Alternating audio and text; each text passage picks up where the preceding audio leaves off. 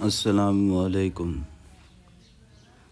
اللہ تعالیٰ ہی کے نام سے ہم ابتدا کرتے ہیں، اسی پر بھروسہ کرتے ہیں، اسی کی پناہ طلب کرتے ہیں، اسی کی عظمت کی ہم دہائی دیتے ہیں، اسی کی بڑائی سے ہم ایمان کی مضبوطی حاصل کرتے ہیں، اسی کی صفات کو ہم محبت سے بیان کرتے ہیں، اور نبی محمد صلی اللہ علیہ وسلم پر ہم درود بھیجتے ہیں۔ محمد صلی اللہ علیہ وسلم نے ہمیں اللہ تعالیٰ کی طرف بلایا اور اللہ تعالیٰ کی معرفت سے ہمیں سرفراز کیا، اللہ تعالیٰ تک پہنچنے کی راہ دکھلائی اور ہمیں سکھلایا کہ کیسے اللہ تعالیٰ کی تعریف بیان کریں۔ لہٰذا ان صلی اللہ علیہ وسلم ہی کا ارشاد ہے کہ تمہارا رب ثنا کو پسند کرتا ہے۔ انسان کی پیدائش، اس کی قوت گویائی اور اس کا علم اللہ تعالیٰ کی تعریف بیان کرنے، اس کی بزرگی بیان کرنے، اس کی تسبیح اور اس کا ذکر کرنے ہی کے لیے تو ہے۔ اس سے زیادہ مستحق تعریف کون ہو سکتا ہے؟ اس سے بڑھ کر قابل مدح کون ہو سکتا ہے؟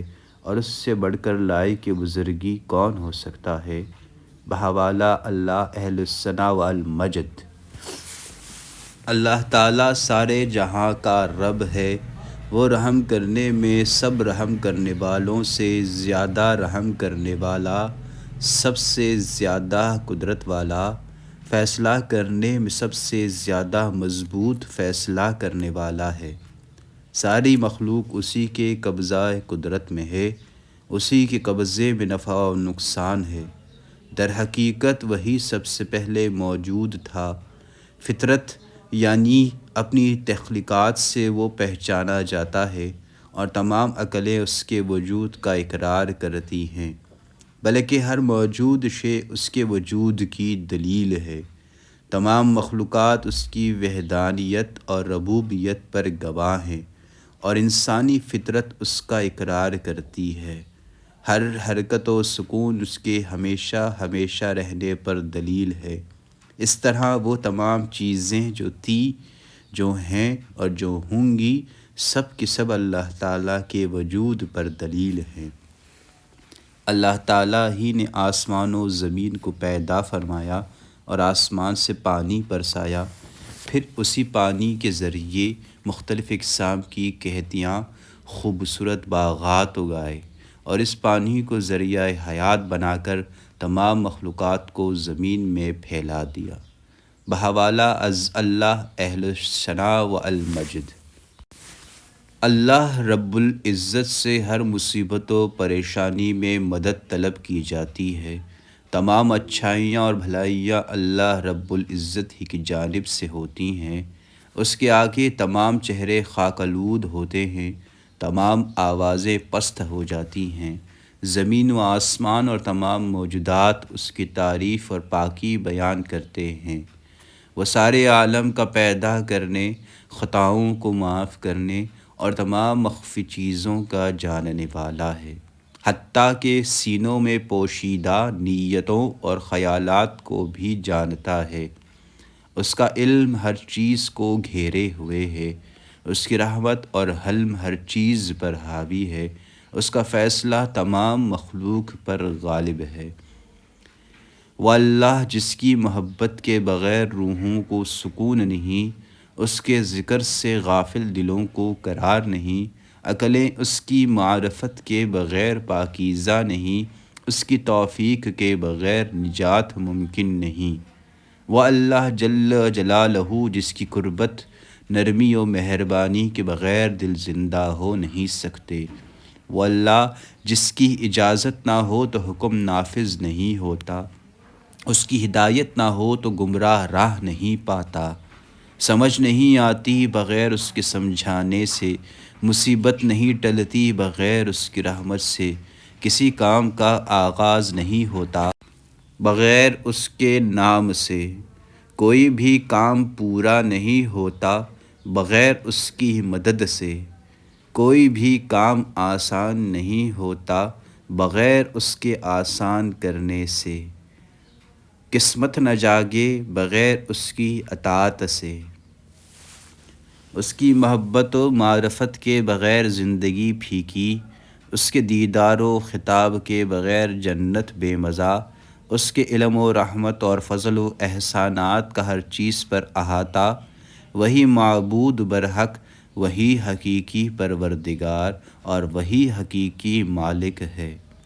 ہر اعتبار سے تمام کمالات میں یکتا ہے، نقص و عیب سے یکسر پاک ہے، ثنا خواں اس کی تعریف کا حق ادا نہیں کر سکتے، اگرچہ وہ اپنے خیال میں اپنی ساری زندگی طرح طرح اور قسم قسم کی تعریفات میں ختم کر دیں۔ اس کی تعریف اس سے بھی زیادہ عظیم الشان ہے، اس کی ثنا تو وہی ہے جو بذات خود اس نے اپنے لیے منتخب فرمائی۔ شیخ ناصر ابن مظفر اپنی کتاب میں فرماتے ہیں کہ اللہ تعالیٰ اپنے لشکر کو غالب فرمایا، اپنے بندے محمد صلی اللہ علیہ وسلم کی مدد فرمائی، وہ آسمان کا پیدا کرنے والا ہے، تمام امور کی تدبیر فرماتا ہے اور آیات کو کھول کھول کر بیان فرماتا ہے، اسی کی تسبیح بیان کرنے میں زمین اور جو کچھ زمین میں ہے، آسمان اور جو کچھ آسمان میں ہے، سب مشغول ہیں۔ اللہ تعالیٰ کے ارشاد کا ترجمہ ہے کہ جو کوئی بھی آسمان و زمین میں ہے، سب اسی کے مملوک ہیں، اور جو کوئی اس کی بارگاہ میں مقرب ہیں یعنی فرشتے، ان کی حالت یہ ہے کہ وہ اللہ تعالیٰ کی عبادت سے نہ تو سرکشی کرتے ہیں اور نہ اس کی عبادت سے تھکتے ہیں۔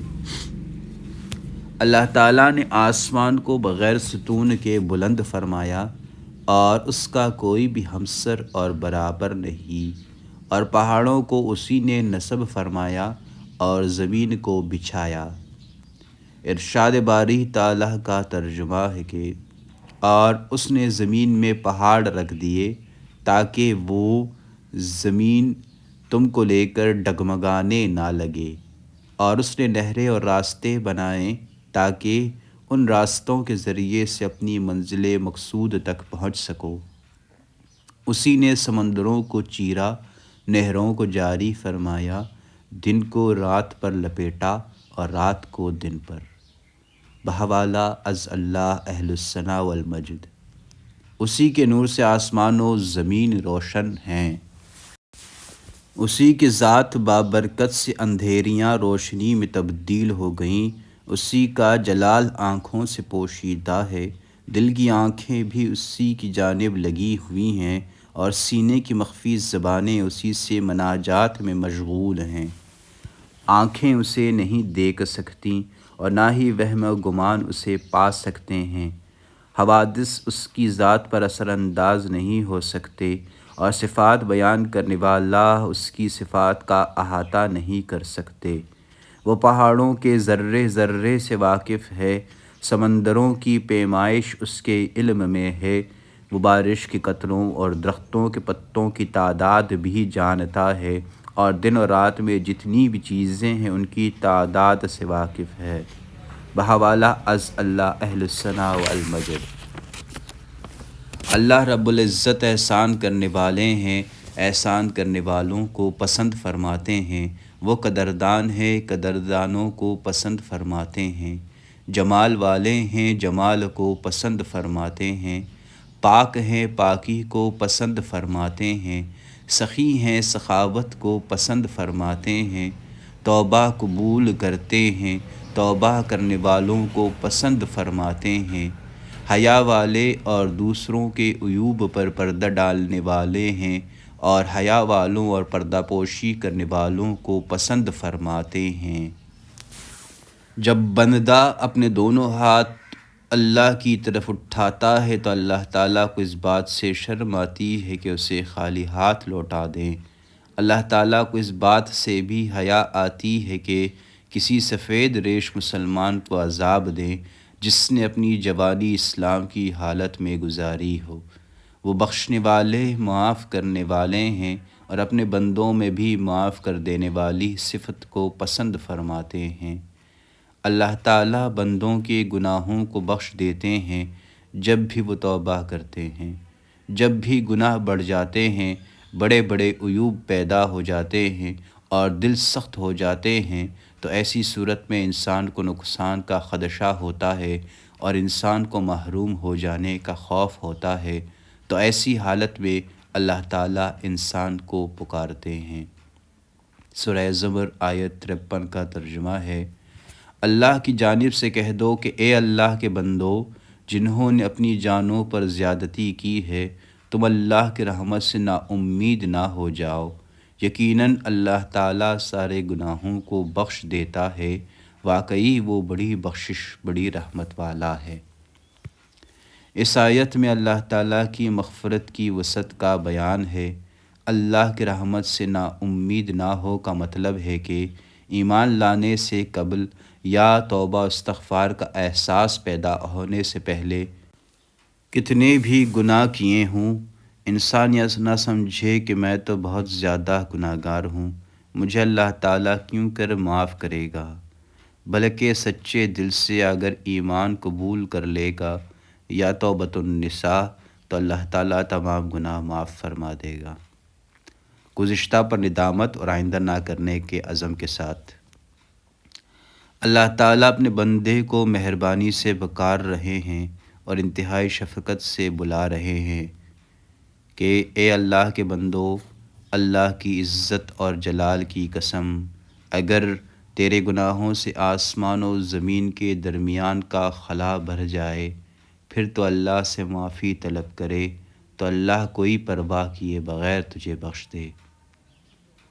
جو کوئی اللہ تعالیٰ سے ایک بالشت قریب ہوتا ہے، اللہ تعالیٰ اس سے ایک ہاتھ قریب ہوتے ہیں، اور جو اللہ تعالیٰ سے ایک ہاتھ قریب ہوتا ہے، اللہ تعالیٰ اس سے 2 ہاتھ قریب ہوتے ہیں۔ جو اللہ تعالیٰ کی طرف چل کر آتا ہے تو اللہ تعالیٰ باعتبار اپنی شان رحمت کے اس کی طرف دوڑ کر چلتے ہیں۔ بحوالہ ترمذی ابواب الدعوات۔ تو دروازہ کھلا ہوا ہے، لیکن اس دروازے سے داخل ہونے والا کون ہے؟ گنجائش وسیع ہے لیکن قبول کرنے والا کون ہے؟ رسی تو دراز ہے لیکن اس کو مضبوطی سے پکڑنے والا کون ہے؟ خیر متوجہ ہے لیکن خیر کے در پہ ہونے والا کون ہے؟ نفع کو تلاش کرنے والے لوگ کہاں ہیں؟ بحوالہ عزلہ اہل الثنا والمجد۔ اور ایک جگہ اللہ تعالیٰ کی رحمت کا اس طرح اظہار فرمایا کہ جو اللہ تعالیٰ کی طرف متوجہ ہوگا تو اللہ تعالیٰ سے دور ہونے کے باوجود اللہ تعالیٰ کو پالے گا، اور جو اللہ تعالیٰ سے اعراض کر کے اس کو قریب سے بھی پکارے تب بھی اللہ تعالیٰ سے دور ہوگا، اور جو کوئی اللہ تعالیٰ کی خاطر کوئی چیز چھوڑ دیتا ہے اللہ تعالیٰ اسے مزید عطا فرماتے ہیں۔ جو بندہ اللہ تعالیٰ کی چاہت کا خیال رکھتا ہے اللہ تعالیٰ بھی اس کی مرضی کا خیال رکھتے ہیں، اور جو کوئی اللہ تعالیٰ کی مدد کو شامل حال رکھ کر کام کرتا ہے اللہ تعالیٰ اس کے لیے لوہے کو نرم فرما دیتے ہیں۔ اللہ تعالیٰ کا ذکر کرنے والے اللہ تعالیٰ کے ہم مجلس ہیں، اور اللہ تعالیٰ کا شکر ادا کرنے والے اللہ تعالیٰ کی طرف سے زیادتی نعمت کے حقدار ہیں۔ اس کے اطاعت گزار بندے اس کی جانب سے اعزاز کے مستحق ہیں، اور گناہ گاروں کو اللہ تعالیٰ اپنی رحمت سے مایوس نہیں فرماتا۔ اگر وہ توبہ کر لیتے ہیں تو اللہ تعالیٰ ان کے محبوب بن جاتے ہیں، اور اگر وہ گناہ گار توبہ نہیں کرتے تو بھی اللہ تعالیٰ ان پر رحیم ہوتے ہیں۔ وہ انہیں مصائب میں مبتلا فرماتا ہے تاکہ انہیں عیوب سے پاک کر دے اور اپنی طرف متوجہ کرے۔ اللہ تعالیٰ اتنا قدردان ہے کہ ایک نیکی اس کے نزدیک 10 سے لے کر 700 نیکیوں کے برابر ہے، بلکہ اس سے بھی بہت زیادہ، اور برائی میں ایک کا شمار ایک ہی ہے۔ اگر بندہ اس برائی یا گناہ پر نادم ہو کر معافی مانگ لے تو اللہ تعالیٰ اسے معاف کر دیتے ہیں۔ اللہ تعالیٰ تھوڑے عمل کی بھی قدردانی فرماتے ہیں، خطاؤں کو بہت زیادہ معاف فرماتے ہیں، اور سچی توبہ کر لینے والوں کے گناہوں کو بھی تبدیل فرماتے ہیں۔ بحوالہ از اللہ اہل الثنا والمجد۔